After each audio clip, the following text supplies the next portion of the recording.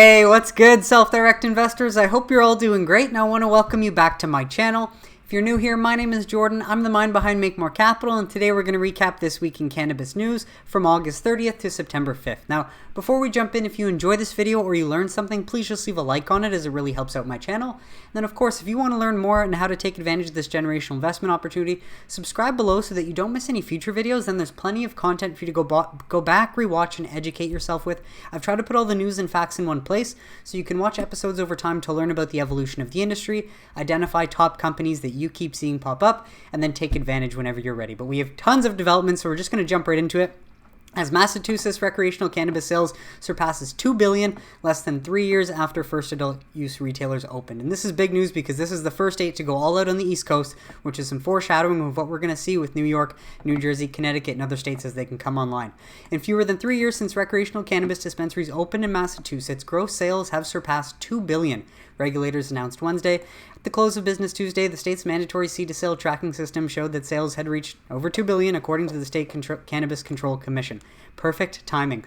This milestone speaks to the success of licenses that have interacted with the Commission from the application stage, maintain compliance with our strict regulations, and contribute every day to communities across the Commonwealth.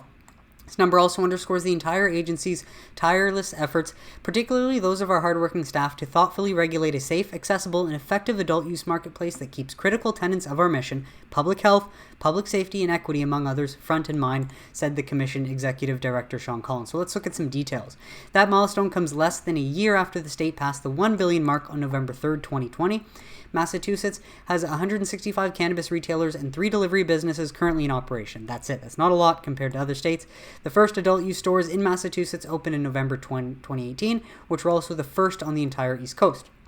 From November 2018 to November 2019, the first year of rec sales, 33 retailers generated $393.7 million in gross sales.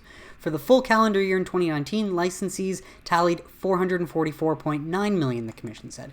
During the start of the COVID-19 pandemic in 2020, adult use retailers were shut down for 2 months. Despite that closure, 89 retailers generated $714.1 million in sales from November 2019 to 2020.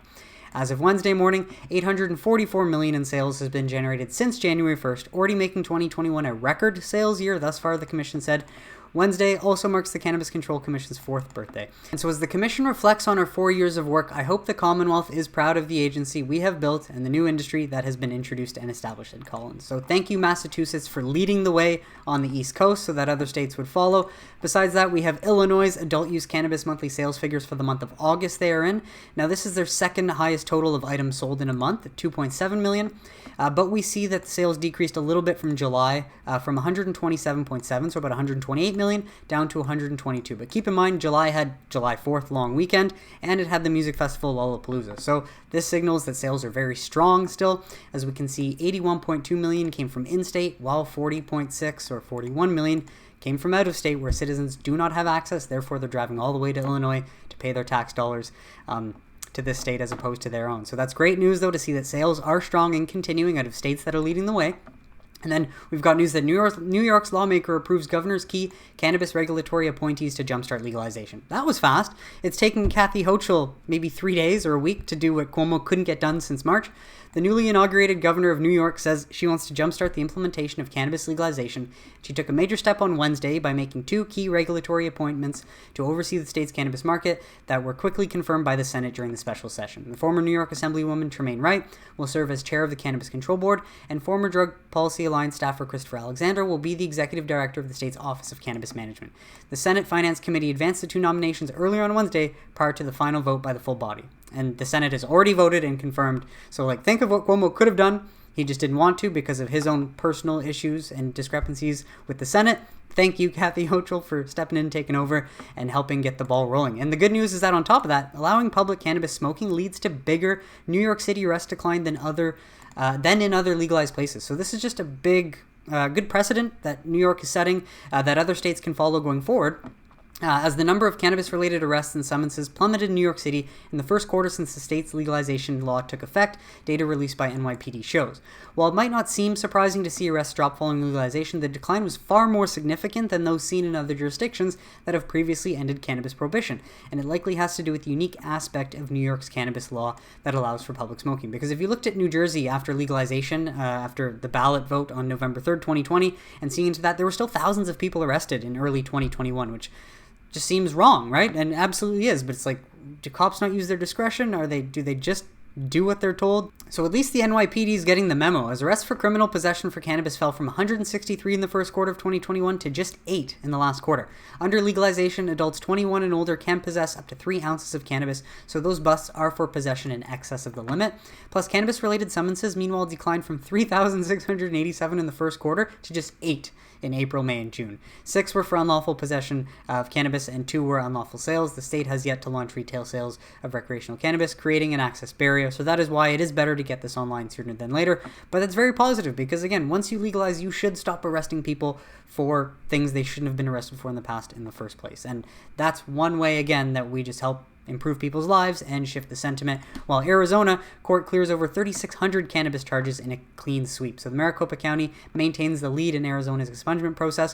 Righting the wrongs of the war on drugs is in full gear in Arizona, which we love to see. So great job, Arizona. According to an August 30 press release, the Supreme Court of Arizona in Maricopa County granted 3,643 petitions for expungement of cannabis-related charges since the process started last month.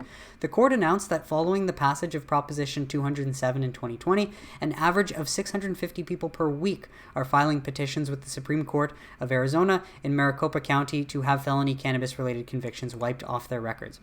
So the Law Library Resource Center worked hard to ensure that forms and instructions are easy to complete for customers seeking to expunge their felony cannabis conviction or arrest record. They can download the forms and instructions for free on our website and follow the instructions for the remainder of the process, says Paula Collins, administrator of the Law Library Resource Center. So talk about Arizona making it easy for their citizens to do this. That's part of the process, and that is why it's great to see cannabis companies leading the way with expungement, but we have to see some efficient systems to allow citizens to expunge their records as well. So again, great job, Arizona.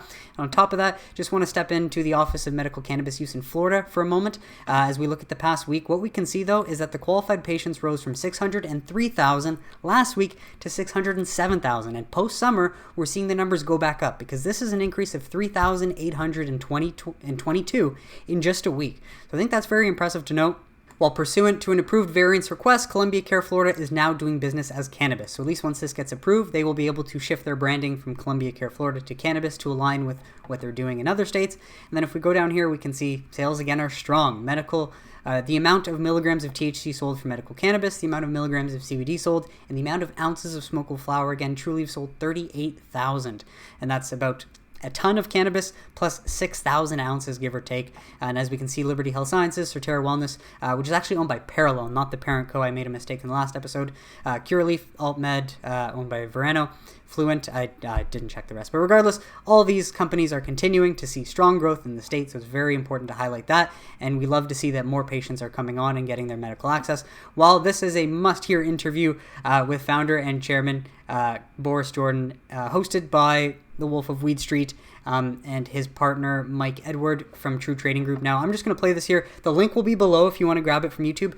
If you're a cannabis investor, you must watch this. Otherwise, you're doing yourself a disservice. Boris speaks a lot of truth, and we've not gotten a very unfiltered response or interview like this, and this just makes me very confident with my investments, and likely will do too for you if you watch the entire thing. But just check this clip. Think about it as TAM, but in terms of investors. You have a limited group of investors that can actually own these stocks. And I'm not giving you exact numbers, but let's just put it into perspective. The global equity market and investors that have access to the global market is in the trillions and trillions of dollars. The investors that can buy equities around the world. The investors that can buy U.S. MSOs is probably like $10 billion for the whole market. So and people right now are playing games in this market, right?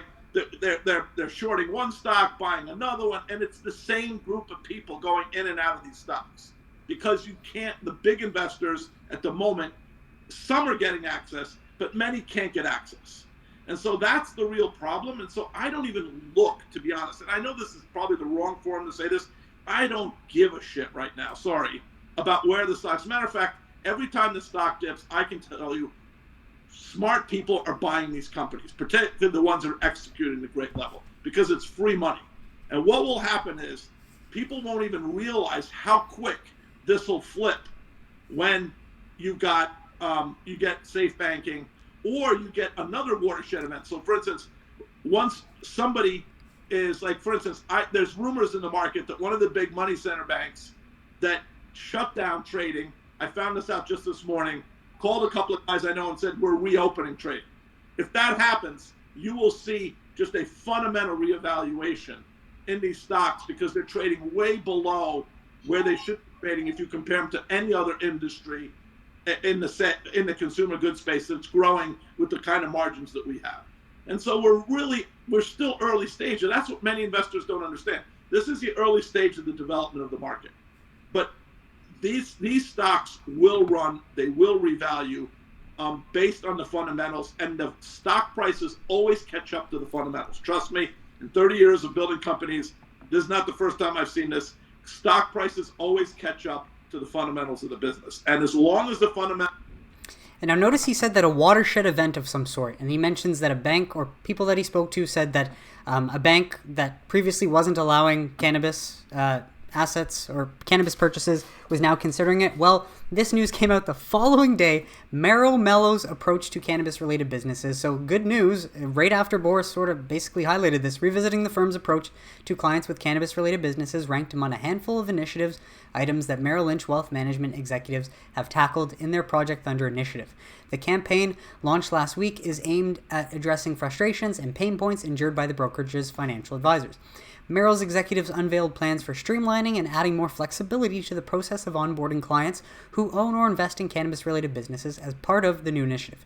According to an internal message sent by the executives to advisors on Wednesday, advisors will now be able to seek approval for clients with cannabis-related businesses at the divisional level in lower-risk situations, the message said, meaning that they will no longer be required to secure a blessing from the New York-based executive in those instances. Or from a New York-based executive in those instances. The policy change provides flexibility for clients who have a small part of their overall net worth connected to cannabis-related businesses, according to the company. So this could be huge. And when you consider the fact that Merrill Lynch is a subsidiary of Bank of America, one of the institutions that will not be touching cannabis, likely until any sort of safe passes, it's good to see that a subsidiary of them is willing to take that step. So this is an incremental step in the right direction. Plus, it gives a lot of credibility to Boris, giving us these honest, uncut perspectives, because clearly he mentioned that this could happen, and the next day we end up seeing the news that's out. So that's very positive. Plus, this is just a very important video from Johnny's Picks. The stock is not the company is not the stock, and this is what Boris means when valuations always catch up to fundamentals. Most of those internet companies of the dot-com era are out of business. Most of those internet companies of the dot-com era are out of business. Yeah. You survived. What was it that made you to survive, and virtually the rest of them are gone? That whole period is very interesting, because the stock is not the company, and the company is not the stock. And so as I watched the stock fall from 113 to 6, I was also watching all of our internal business metrics, number of customers, profit per unit, everything you can imagine, defects, etc. Every single thing about the business was getting better and fast. And so as the stock price was going the wrong way, everything inside the company was going the right way. Could not be more timely, so thank you, Johnny's Picks, for that. And bringing us to this clever tweet from Todd Harrison. So thank you, Todd, for sharing your experience with us, as he states September starts on Tuesday, post-Labor Day. So how true is this? Well, we're just going to have to wait until Tuesday to find out. So I hope you all have a great long weekend. And in the meantime, I want to highlight, though, that this past week, Matthew O'Brien shares there's truly never a dull day in the cannabis industries. In the last 2 days, cannabis companies have spent a combined $734 million USD acquiring competitors. Better to do it now while money is still cheap. Which ones did so? Green Thumb Industries expands retail footprint in Massachusetts through acquisition of Green Star Herbals Inc. They announced today it acquired Green Star Herbals Inc., which owns and operates 2 adult-use retail locations in Massachusetts. The acquisition includes a 3rd retail location set to open in 2021 near Logan International Airport and the Encore Casino. Expanding our retail footprint through Massachusetts continues our enter, open, and scale strategy, said Green Thumb founder and chief executive officer Ben Kovler. With this acquisition, we have the maximum number of retail locations in the state, which directly supports the increased production capacity from our acquisition of Liberty Compassion in June. We're excited to work together with the Green Star team to serve the massive demand for cannabis throughout the Commonwealth. And as we know from the first news story in this article, Massachusetts cannabis sales are doing very well and they're very strong. So this is very positive for Green Thumb, helping them get additional space into that Massachusetts market. While TerrAscend has big news announcing that they have entered into a definitive arrangement agreement pursuant to which TerrAscend will acquire all of the issued and outstanding subordinate voting shares of Gage Cannabis by way of court-approved plan of arrangement under the Cannabis Business Corporations Act. So under the terms of the arrangement, shareholders of Gage will receive 0.30 of a common share of TerrAscend for each Gage share held, representing a total consideration of approximately $543 million based on the closing price of TerrAscend on August 13, 2021. The exchange rate implies a consideration of $2.11 or Canadian $2.66 per Gage share, representing an 18% premium based on the closing prices of both company shares on August 31st, 2021. Upon completion of the transaction, the combined business will have operations in 5 states in Canada, including 7 cultivation and processing facilities and 23 operating dispensaries, serving both medical and adult use cannabis markets in the US and Canada. So if you wanted to learn more, the management commentary is here, and you could find the key transaction highlights and benefits if you want to pause or grab the link below. But nonetheless, seems like TerrAscend got a good deal, and for just an 18% premium, seems like pretty cheap. Better to buy now than to wait any longer. While Air Wellness enters agreement to acquire PA Naturals Medicine, Air Wellness has been on a shopping spree the past 6 months using their cash, has entered into a binding letter of intent to acquire PA Naturals Medicine, an operator of 3 licensed retail dispensaries, deepening Air's presence in the rapidly growing medical market in the Commonwealth of Pennsylvania. So what does this cost Air? Air intends to purchase 100% of the membership interests in PA Natural. The terms of the transaction include upfront consideration of $80 million, made up of $20 million in stock, $25 million in seller notes, and $25 million in cash. An earnout of up to $40 million based on 2021 EBITDA hurdles is payable in Q1 2020 and includes a maximum additional cash payment of $10 million, with the remainder paid in stock and notes. So Air Wellness continues to expand as they buy up assets on the cheap, in their view, while Harvest Health and Recreation Inc. announces planned divestiture of Florida license. Today announcing the signing of a definitive agreement to divest its medical cannabis treatment center license issued by the Florida Department of Health, and turns out Planet 13 Holdings has agreed to purchase the license for $55 million in cash, and the planned divestiture includes the sale of the license only and does not include any planned or operational facilities. So it's just the license alone. While the closing of the divestiture of the Florida license remains subject to customary satisfaction of closing conditions, including regulatory approvals and the closing of the planned acquisition of Harvest by TRUL Cannabis Corp., this is still a single medical cannabis treatment center license that Harvest just sold and made $55 million with. So that adds $55 million in cash to their balance sheet, to their market cap, and clearly Planet 13 Holdings sees value in buying this license at this price. But keep in mind, if they bought this license in the past, likely be cheaper. If a company were to try and buy the same license in the future, it's likely going to cost more. So seems like a good move by Harvest ultimately. That way they win, and so does Planet 13. Well, we've got some snippets from investment firms, so thank you, Todd Harrison, for sharing, and I'm going to go through this. This one is from Jeffries on Cannabis, looking at the Merrill story that I mentioned earlier. Merrill to relax approach to cannabis-related businesses. So AdvisorHub.com reported this week that Merrill Lynch is considering relaxing its approach to cannabis. As those who follow the space closely will know, and as we outlined in detail in our recent initiation, one of the main reasons for the current depressed U.S. cannabis multiples relative to growth is lack of institutional participation. One of the barriers here has been banks and brokers won't settle the trades or provide custody. A big example of this was Pershing stopping custody end of 2019, and then during the current year we have had news of other banks pulling the plug, which has weighed on the sector. For us, if someone like Merrill changes course, it is indicative of the potentially changing attitude towards cannabis.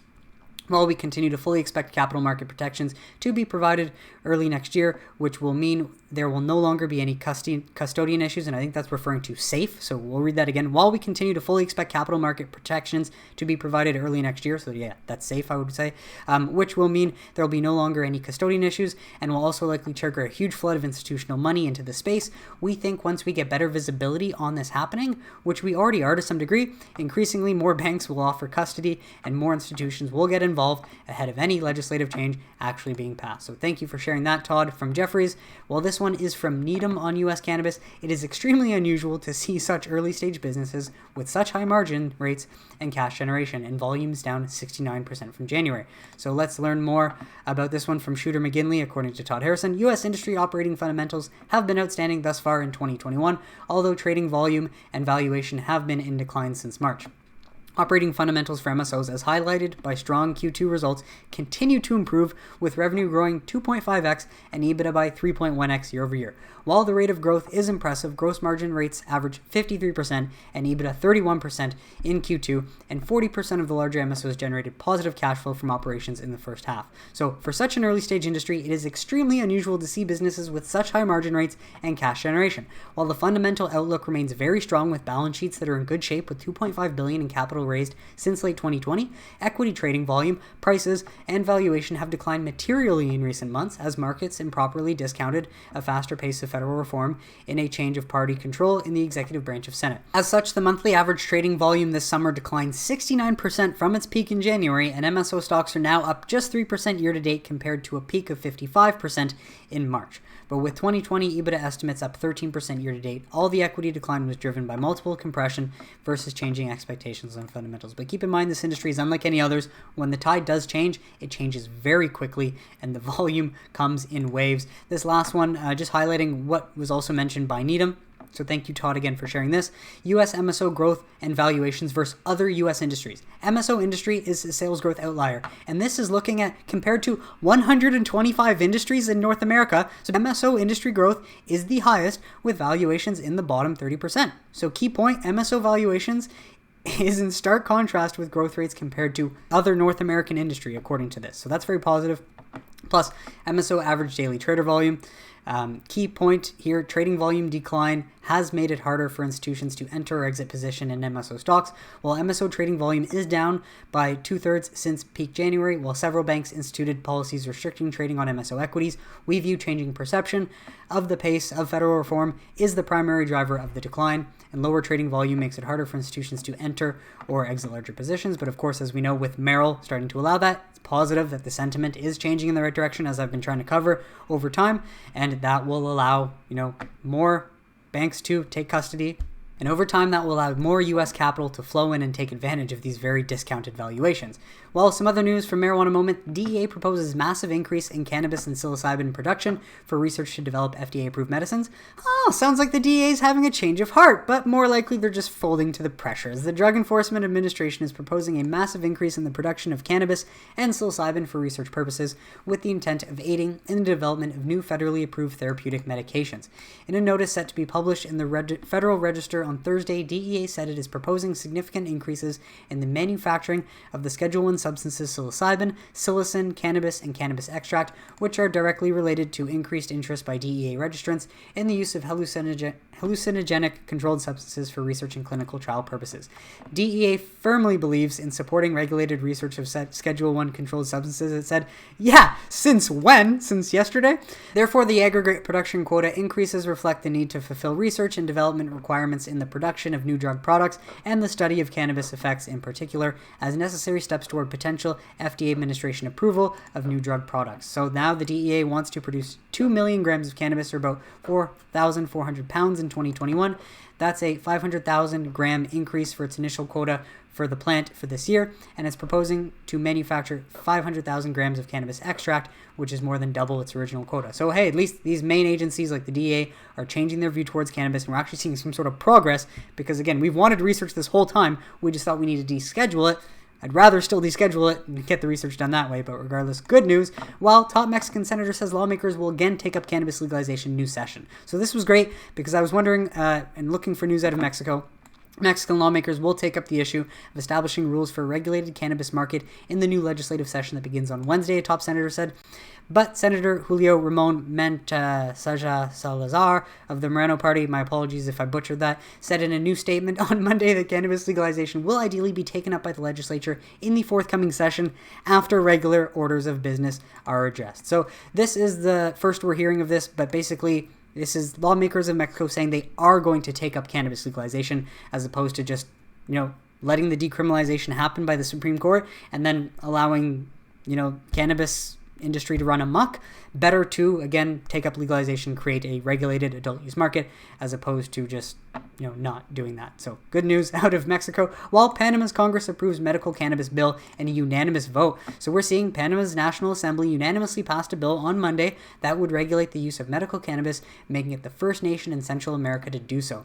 The proposal, which would set up a registry of authorized cannabis patients and permit further research on the drug, was approved by a vote of 44 lawmakers in favor and none voting against it. So that's a landslide victory. The bill now awaits the signature of President Laurentino Cortizo to sign off on that, but that's another country changing their sentiment towards cannabis and making it legal for medicine access. So great job, Panama, for leading by example. And last but not least, we have episode 108 of the Cannabis Investing Network, Q2 2021 financial review of the Big 5 MSOs, featuring Nick Gastovitz, aka Canna Investments. So I listened to half of this one. It's still a good episode. Always worth tuning in just to find out if you can learn something new or something that you didn't know and counter that to what you know. But just keep in mind that these are also just two opinions from two people, and ultimately at the end of the day, we don't know what is going to happen. But the main thing to highlight is that valuations do always catch up to the fundamentals in time, and the fundamentals of these US MSOs were stellar for Q2, and we can anticipate that they're going to be stellar for Q3 and Q4. So the more that you can do your own research and develop your own understanding, the less risk you end up seeing, and the more confident in this opportunity as we head in that direction into the fall. And we will find out on Tuesday if the trend is really going to change post Labor Day. That is it for today's episode, folks. I want to thank you so much for tuning in, and I really hope you got some value out of it. What did you think of the stories I mentioned? Please let me know in the comments if you have any questions or concerns, and please try to poke holes in the thesis if you can. I'm always trying to do so, but the more stories I report, and as time moves on, a lot of positive developments are happening, and makes me more confident than ever. So let me know though in the comments what you like, what you didn't like. Let's have a discussion if we can. Besides that, if you enjoyed this video, please leave a like on it. Subscribe below if you don't want to miss any future videos, and I will catch you on Wednesday for a midweek update. Have a great long weekend, everybody.